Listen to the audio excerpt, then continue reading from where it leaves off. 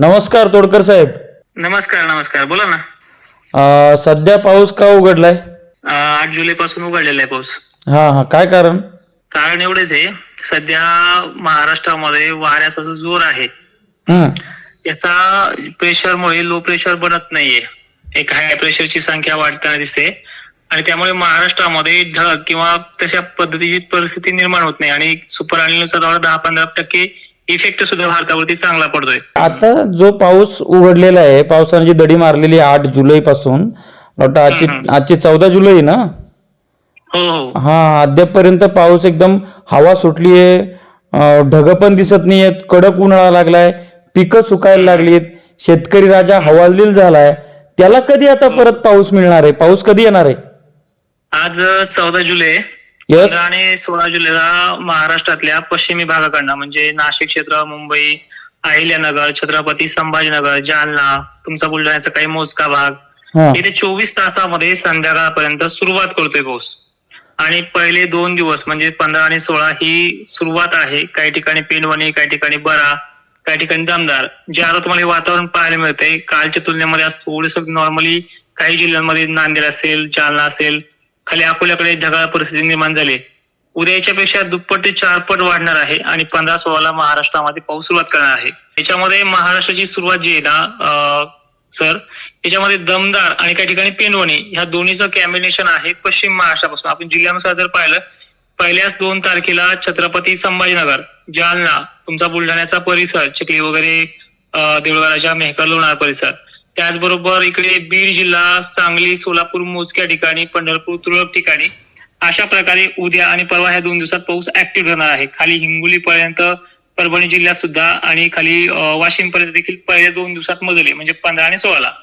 आणि एकंदरीत परिस्थिती चांगली सुधारायला 17 जुलै जी आहे यामध्ये संध्याकाळपर्यंत नागपूर, चंद्रपूर, गोंदिया, भंडारा, आपला बुलढाणा परिसर असेल, तो जळगाव, खान्देश परिसर, नाशिक क्षेत्र आणि इकडे सोलापूर, सांगलीचा सुद्धा भाग, याच्यामुळे मराठवाड्यात सुद्धा याचा दिलासा असणार आहे आणि 2च दिवसामध्ये वातावरण आणखीन दुप्पटीनं वाढ होणार आहे. आजच्या 14च्या तुलनेमध्ये उद्या 15, 15च्या तुलनेमध्ये 16 आणि 16च्या तुलनेपेक्षा दोन्ही तारखेदरम्यान 17 तारीख ही सगळ्यात चांगली आहे. अच्छा, म्हणजे 17 जवळपास आता एक सरासरी पकडला आपण तर 17, 18, 19, 20, 21 असा चांगला पाऊस पडणार मला सगळीकडे.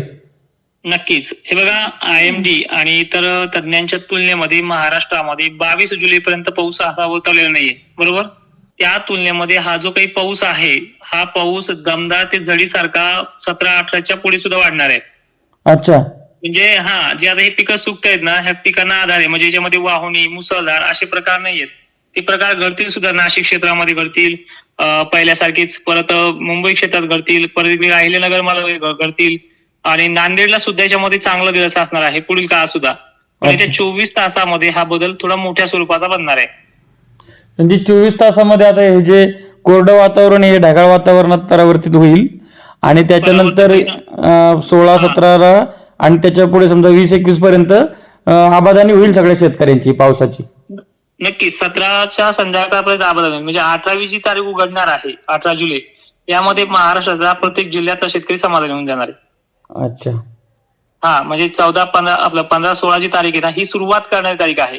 याच्यामध्ये पश्चिम महाराष्ट्राला उद्या सुरुवात होईल, मराठवाड्यातल्या मध्य भागातल्या शेतकऱ्यांना 15 जुलैला सुरुवात करेल, 16ला त्यात पश्चिम महाराष्ट्र पुन्हा मराठवाडाच आणि विदर्भाचा काही भाग आणि 17 तारखेला मग 4ही विभाग असणार याच्यामध्ये.